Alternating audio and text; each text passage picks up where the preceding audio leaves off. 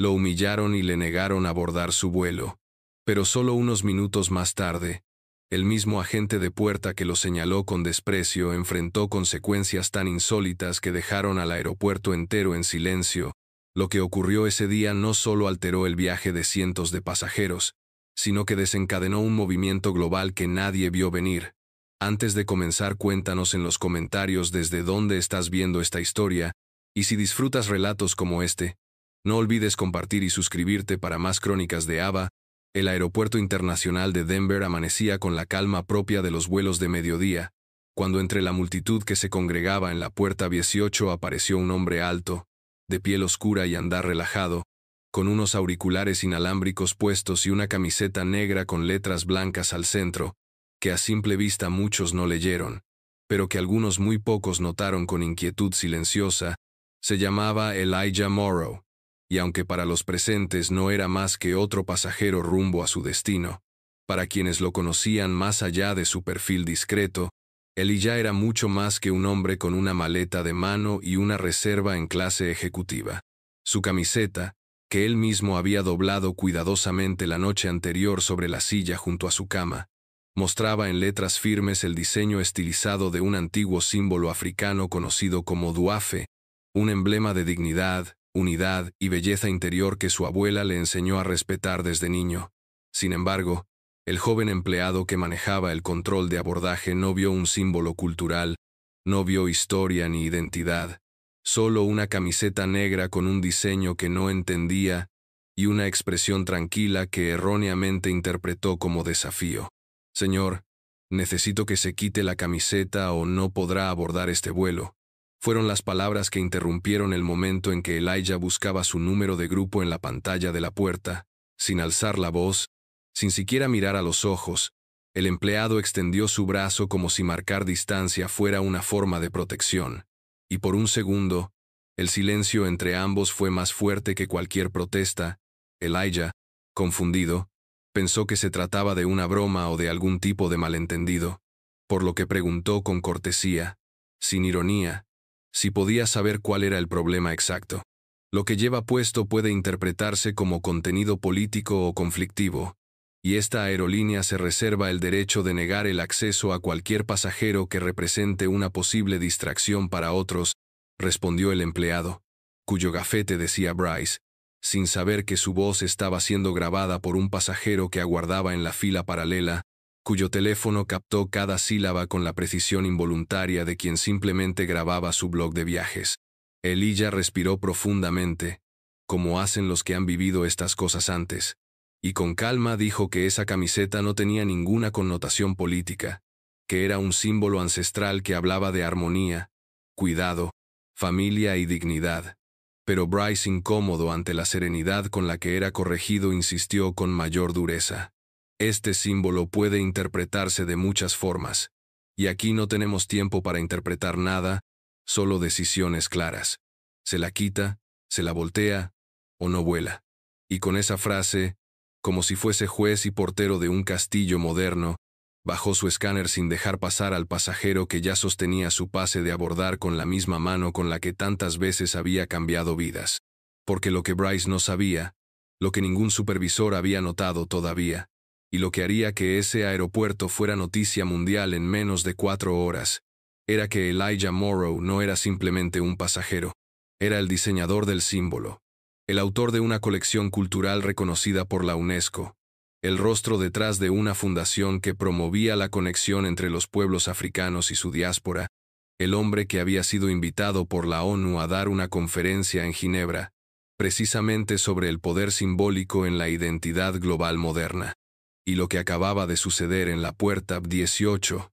no se quedaría en esa terminal. Apenas habían pasado 3 minutos desde que Elijah Morrow, aún sin levantar la voz, fue apartado del embarque como si su camiseta representara un peligro inminente, cuando una pasajera de la fila contigua, una joven estudiante de antropología, que reconoció de inmediato el símbolo duafe, comenzó a escribir frenéticamente en su cuenta de X, antes Twitter, acompañando la publicación con una fotografía borrosa del momento en que Elijah era detenido en seco por el gesto inflexible de Bryce. Escribió con rabia contenida pero argumentación impecable. Están negando el embarque a un hombre negro por llevar un símbolo ancestral africano en su camiseta. ¿En serio? El Duafe representa pureza, amor y comunidad. ¡Qué vergüenza! En menos de 10 minutos, el mensaje había alcanzado más de 4.000 interacciones, muchas de ellas de personas que no solo conocían el símbolo,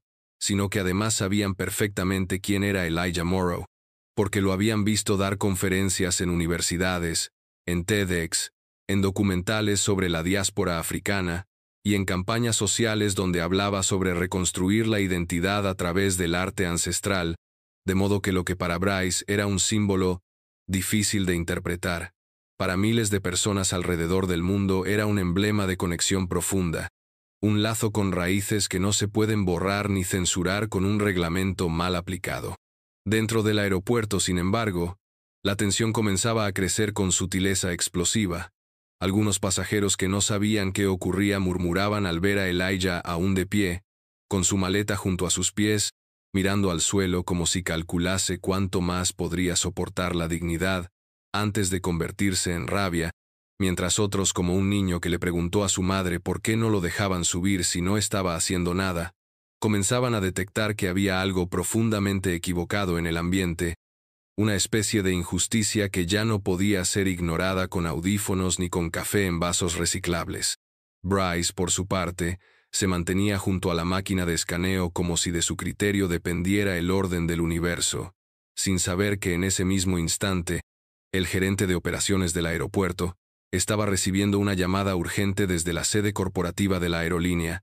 en la que se le informaba que la situación en la puerta 18 se estaba volviendo viral, y no solo eso, sino que las etiquetas como Let Elijah Board y Duafe no es delito estaban comenzando a aparecer entre las tendencias de redes sociales en tiempo real, lo que indicaba que, de seguir así, el vuelo corría el riesgo de convertirse no solo en un incidente de aeropuerto, sino en un escándalo internacional. Y como si el universo decidiera intervenir con ironía quirúrgica, justo en ese momento, una mujer de cabello blanco y porte elegante que aguardaba en la fila preferente, sin que nadie supiera aún que era embajadora cultural ante la ONU, se acercó a Bryce, y con una voz suave pero llena de autoridad, le preguntó, ¿podría usted explicarme exactamente qué parte de este símbolo le resulta ofensiva? Porque me temo que yo misma he portado este diseño en múltiples recepciones diplomáticas, y jamás nadie me ha cuestionado por ello. Bryce, desconcertado, apenas pudo balbucear que no era personal, que solo seguía normas de vestimenta aprobadas, que su labor era mantener el orden, pero ya era demasiado tarde, porque los ojos que lo miraban ya no eran los de pasajeros dispersos, sino los de una comunidad entera representada en un solo hombre que no había hecho más que llevar con orgullo su historia sobre el pecho. Y mientras todo eso ocurría, Elijah Morrow, sin cambiar su expresión, se giró lentamente, sacó su teléfono, marcó un número que tenía memorizado desde hacía meses, y cuando una voz contestó del otro lado, simplemente dijo, «Hola, soy yo. Sí, ha vuelto a pasar. ¿Puedes activar el protocolo diplomático?» Porque Elijah no había llegado hasta allí solo como pasajero. Había llegado también como enviado cultural con estatus diplomático. Y con esa llamada, la historia ya no podía ser detenida. Mientras el reloj del aeropuerto marcaba las 12:47 p.m., y el personal de tierra se apresuraba en los últimos preparativos para el vuelo 378 con destino a Frankfurt, una serie de llamadas internas comenzaron a colapsar el canal de emergencia de relaciones públicas de la aerolínea, porque lo que había comenzado como una negativa rutinaria de embarque, ahora se había convertido en un incidente diplomático en tiempo real, y todo, absolutamente todo, giraba en torno a un hombre que aún seguía de pie, en silencio, con la camiseta intacta, y con la mirada fija en el horizonte, como si supiera que el destino ese que tantos otros creen controlar, ya estaba caminando de su lado. En la sala de gerencia de la Terminal B, el supervisor de seguridad, un exmilitar de voz ronca y reputación implacable, recibió una alerta de nivel Códice Ámbar una categoría reservada únicamente para situaciones en las que el protocolo diplomático de tránsito internacional se ve comprometido por decisión del personal de primera línea, algo que rara vez ocurre, y que al suceder, exige una respuesta inmediata de los más altos ejecutivos de la compañía, porque una figura protegida por acuerdos multilaterales no puede ser tratada como un pasajero común, y menos aún, ser discriminada por motivos subjetivos sin consecuencias legales directas. En la llamada que Elijah había hecho, no había sido necesario explicar demasiado. Del otro lado, su contacto, un asesor de enlace cultural entre Estados Unidos y la Unión Africana, ya había activado el canal de prioridad diplomática, y solo bastaron 2 palabras, de negación simbólica, para que el mensaje fuera escalado a la mesa ejecutiva de Skygate Airlines, cuya sede estaba a miles de kilómetros, pero cuyo radar de crisis ahora estaba enfocado completamente en la puerta 18. Mientras tanto, en esa misma puerta, los pasajeros comenzaban a inquietarse, no por retrasos ni cambios de embarque, sino por la presencia repentina de 3 personas con insignias doradas que avanzaron por el pasillo central del aeropuerto con la precisión de una coreografía estudiada, abriendo paso sin empujar, sin hablar, pero con la autoridad grabada en su manera de caminar, y cuando llegaron frente a Bryce, uno de ellos, el de cabello gris y rostro impasible, levantó un pequeño dispositivo, lo colocó frente al escáner, y lo activó con una tarjeta blanca con borde dorado. Código 61, representante diplomático en tránsito. Bryce parpadeó. Retrocedió un paso. Volvió a mirar a Elijah, que no había dicho ni una sola palabra desde la llamada. Y entonces, como si alguien le hubiera quitado el piso bajo los pies, se dio cuenta de lo que había hecho. No solamente había negado el acceso a un pasajero por su apariencia, sino que había interferido con el tránsito oficial de un enviado diplomático cultural reconocido por organismos internacionales, algo que no solo constituía una violación de protocolo, sino que implicaba responsabilidad directa para la aerolínea y, en algunos casos, consecuencias legales a nivel federal. Una de las agentes que acompañaban al delegado extendió un sobrelacrado al jefe de operaciones del vuelo y explicó con calma helada: este pasajero no solo debe abordar, sino que debe hacerlo con prioridad 1, acompañado de los representantes asignados y con pleno resguardo de sus derechos según la Convención de Viena sobre Relaciones Diplomáticas. Cualquier resistencia será interpretada como acto hostil por parte de la entidad responsable del embarque. El silencio que siguió fue tan abrumador que hasta el zumbido de las luces del techo pareció intensificarse. Y entonces, sin levantar la voz, sin siquiera mirar a Bryce, Elijah se inclinó lentamente, levantó su maleta con una mano, se ajustó la camiseta con la otra, y comenzó a caminar hacia el avión, acompañado de los 3 agentes, dejando atrás una puerta de embarque que jamás volvería a ser la misma. Pero la historia no había terminado, porque a bordo del avión, en el asiento 2A de la clase ejecutiva, una figura inesperada, un reconocido periodista internacional con millones de seguidores, observaba la escena desde la ventanilla con una expresión de asombro creciente, y sin dudarlo, ya comenzaba a redactar el título de la crónica que cambiaría la reputación de una aerolínea entera. Título: la camiseta que valía más que un uniforme. El avión modelo Airbus A350 ya había sido preparado para iniciar el carreteo por la pista 4R, cuando las puertas delanteras volvieron a abrirse brevemente, algo poco común, una vez que el embarque ha finalizado, y por ese umbral entró Elijah Morrow, escoltado por los 3 agentes del protocolo diplomático, sin ostentación, sin prisa, pero con una autoridad tan silenciosa y absoluta que incluso los pasajeros de clase ejecutiva, acostumbrados a actuar como si nada los sorprendiera, bajaron sus copas de champaña y susurraron entre ellos con una mezcla de curiosidad, respeto y vergüenza ajena. Elijah caminó por el pasillo central con paso firme y sin mirar a nadie, como si supiera que cada paso que daba era un recordatorio viviente de cuántas veces un sistema lo había empujado hacia los márgenes, y cuántas veces él había respondido no con furia, sino con presencia, con identidad, con una camiseta negra que ahora era más visible que nunca, no por su diseño ni por sus letras, sino por lo que significaba estar en ese avión, después de haber sido rechazado por llevarla. En el asiento 2A, el periodista internacional, Julian Naranjo, ganador de 3 premios Pulitzer por su cobertura de conflictos raciales y culturales, se incorporó ligeramente, estiró la mano, y con voz tranquila pero directa, dijo: «Señor Morrow, es un honor tenerlo a bordo. Si desea intercambiar, tengo una vista privilegiada que usted merece mucho más que yo». Un gesto que Elijah respondió con una inclinación de cabeza, pero sin cambiar de asiento, porque él no venía a quitarle el lugar a nadie. Venía a recuperar lo que ya era suyo desde el principio. Cuando el capitán anunció que el despegue se produciría en 3 minutos, su voz sonaba extrañamente solemne, como si comprendiera que estaba a punto de pilotear algo mucho más grande que un avión, quizás un momento histórico, quizás una grieta en el muro de la indiferencia,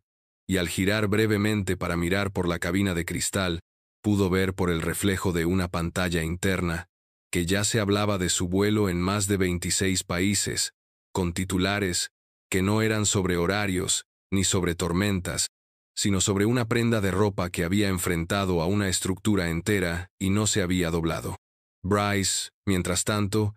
aún estaba en tierra, pero no en silencio. En una pequeña oficina lateral, rodeado por superiores, agentes de recursos humanos y representantes legales, intentaba explicar con una mezcla de arrogancia rota y temor palpable por qué había considerado que un símbolo ancestral podía ser motivo suficiente para negar el embarque a un pasajero, sin saber que en ese momento ya circulaba un video, grabado desde 3 ángulos distintos, donde se oía claramente su frase: «Aquí no tenemos tiempo para interpretar símbolos». La frase, ahora convertida en eslogan de protesta, aparecía en carteles improvisados dentro de la terminal, en publicaciones virales, en memes, en camisetas nuevas que ya se comenzaban a imprimir en tiempo récord por colectivos culturales que entendieron que esa oración no era simplemente torpe, sino peligrosa. De regreso en el avión, mientras ascendía sobre las montañas rocosas y el sol reflejaba una línea dorada sobre las alas, Elijah cerró los ojos por un instante, no para dormir, sino para sostener dentro de sí la tensión de todo lo que no había gritado en esa sala de embarque, de todo lo que había soportado sin ceder, y al abrirlos de nuevo, vio como una azafata distinta, nerviosa, más joven, se acercaba con una bandeja y, temblando ligeramente, le ofrecía un té de jazmín. «No tiene que aceptar esto si no quiere», murmuró la joven con sinceridad. «Solo quería decirle que estoy aprendiendo». Elijah la miró un segundo que pareció eterno y luego asintió con suavidad. Tomó el té con una mano y apoyó la otra sobre el brazo del asiento, donde los bordes suaves del símbolo DUAFE en su camiseta parecían ahora brillar con un peso distinto, porque el avión ya estaba volando. Pero lo que de verdad había despegado era otra cosa.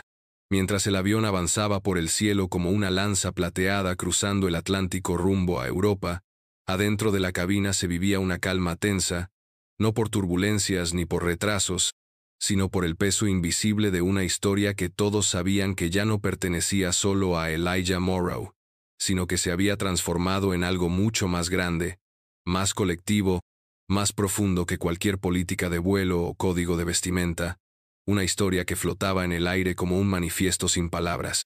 Elijah permanecía en su asiento, bebiendo lentamente el té que la joven auxiliar le había ofrecido minutos antes, no por cortesía ni por necesidad, sino como acto simbólico, como gesto de humanidad silenciosa, y aunque a su alrededor los pasajeros intentaban regresar a sus rutinas leyendo revistas de a bordo, viendo películas dobladas, ajustando cobijas sintéticas, había algo en la atmósfera que impedía el olvido, como si cada golpe suave de los motores recordara que en ese mismo avión alguien había sido detenido no por su conducta, sino por su historia vestida en tela. El periodista, Julian Naranjo, no perdió tiempo. Desde su tablet conectada al Wi-Fi del vuelo, comenzó a escribir una columna que se publicaría en cuanto aterrizara, una crónica que no sería únicamente informativa, sino devastadora, quirúrgica, brillante, titulada con 5 palabras que ya eran #viral. Aquí, no interpretamos símbolos. En ella, narraba con detalle clínico no solo el hecho de que a un hombre negro le habían negado abordar por una camiseta con un símbolo africano, sino que también incluía los matices que nadie graba pero que todos sienten, las miradas evasivas, el silencio de los testigos, la quietud incómoda que se instala cuando alguien es tratado con sospecha solo por existir, y el temblor minúsculo de una mano que se resiste a soltar su dignidad. Mientras tanto, en la cabina de mando, el capitán recibió una notificación que no era meteorológica ni técnica, sino institucional. Un correo cifrado desde el comité de crisis de la aerolínea indicaba que, al llegar a Frankfurt, representantes de relaciones internacionales y de prensa estarían esperando en pista para manejar la situación, aunque la palabra manejar parecía, a esas alturas, demasiado frágil para contener lo que se estaba gestando. Lo que nadie en ese avión, ni siquiera Elijah, sabía aún, era que la camiseta que él llevaba puesta había sido replicada digitalmente por millones en cuestión de horas, y que uno de los principales diseñadores de moda en Milán ya había anunciado que lanzaría una edición limitada inspirada en el Duafe como protesta artística contra la censura cultural, una colección que ya tenía como nombre de campaña una sola frase: no me interpretes, escúchame. A mitad del vuelo, una niña de unos 8 años, sentada junto a su madre unas filas más atrás, se soltó el cinturón, caminó lentamente por el pasillo y se detuvo tímidamente junto al asiento de Elijah. ¿Tu camiseta es un escudo?, preguntó con voz pequeña pero clara, como si hubiese estado esperando todo el viaje para juntar valor. Elijah la miró con calidez, bajó un poco el volumen de sus auriculares y respondió: es más que un escudo, es mi voz cuando no hablo. La niña asintió como si acabara de entender algo fundamental, algo que los adultos aún no descifran del todo, y regresó a su asiento sin decir nada más, mientras su madre la abrazaba con fuerza, los ojos empañados por una emoción silenciosa que no necesitaba traducción. En ese avión, todos iban rumbo a Frankfurt, pero había uno que ya iba más lejos, mucho más lejos. Cuando las ruedas del Airbus tocaron suavemente la pista del Aeropuerto Internacional de Frankfurt, justo a las 6:42 am hora local, el primer destello del amanecer atravesó la ventanilla 2F como una línea de fuego dorado, iluminando el rostro tranquilo de Elijah Morrow, que aún no sabía, aunque lo intuía, que lo que le esperaba al otro lado de la puerta del avión no era una simple terminal europea, sino el centro de una tormenta mediática que él no había provocado, pero que estaba dispuesto a enfrentar con la misma dignidad con la que había caminado por aquel pasillo en Denver. El anuncio del capitán, apenas unos segundos después del aterrizaje, fue tan inusual que varios pasajeros se miraron entre sí con incredulidad contenida. Se informa a los pasajeros que, por motivos logísticos especiales, la salida de este vuelo se realizará en grupos más reducidos, comenzando por aquellos con conexiones diplomáticas o institucionales. Agradecemos su paciencia, pero nadie se tragó esa versión sin digerirla, porque ya todos sabían que Elijah Morrow era más que un pasajero, y que ese protocolo especial era, en realidad, una manera elegante de decir: hay alguien esperándolo allá afuera, y no quieren cámaras improvisadas en el pasillo. Lo que sí sorprendió incluso a Elijah fue la magnitud de la recepción. Apenas se abrieron las puertas, el primero en subir no fue un funcionario de aduanas ni un oficial de migración, sino una mujer elegante, de cabello recogido y gafas redondas, vestida con un traje azul oscuro sin una sola arruga, que se presentó con acento alemán impecable como la secretaria adjunta del Comité Cultural de las Naciones Unidas, y que le extendió la mano sin titubeo mientras decía: «Señor Morrow, en nombre de la comunidad diplomática internacional, le doy la bienvenida a suelo europeo y con respeto, le ofrezco disculpas por lo sucedido en Denver. Su presencia aquí no solo es valorada, es necesaria». Detrás de ella, 2 cámaras oficiales grababan con su permiso expreso el instante en que Elijah descendía las escaleras del avión, mientras en la plataforma lo esperaban varios representantes de prensa acreditada, funcionarios del Ministerio de Cultura alemán. y un grupo de jóvenes estudiantes afrodescendientes de la Universidad de Heidelberg, que habían viajado durante la madrugada para estar ahí, sosteniendo carteles donde se leía, en inglés, francés y alemán, "Duafe is not a threat,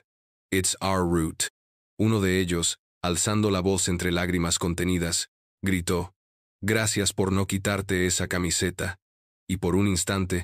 el viento matinal pareció detenerse para dejar que esas palabras se asentaran sobre cada rostro presente. Elijah, abrumado pero sin perder su centro, simplemente asintió y levantó una mano en señal de agradecimiento, no como quien saluda a una multitud, sino como quien reconoce a una comunidad que se ha levantado sin necesidad de permiso, y con cada paso que daba por la plataforma de concreto, el peso de lo vivido no disminuía, pero sí se transformaba. Ya no era solo una experiencia personal de exclusión, era ahora un testimonio colectivo de resistencia simbólica. Mientras tanto, en Estados Unidos, la situación escalaba con velocidad digital. La aerolínea Skygate había publicado un comunicado débil, lleno de frases vacías como "lamentamos cualquier inconveniente", lo cual solo intensificó la indignación pública. Y para el mediodía en Nueva York, más de 100 empleados de la compañía, incluyendo pilotos y tripulantes afroamericanos,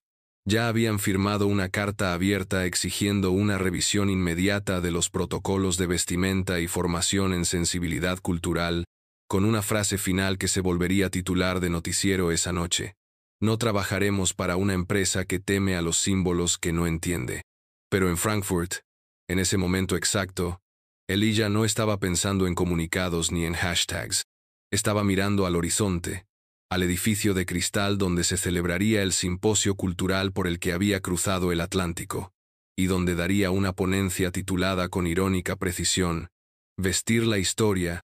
el cuerpo como archivo vivo". Y ahora, sabía que su primera frase ya estaba escrita por la realidad, porque la historia no se cuenta, la historia se lleva puesta.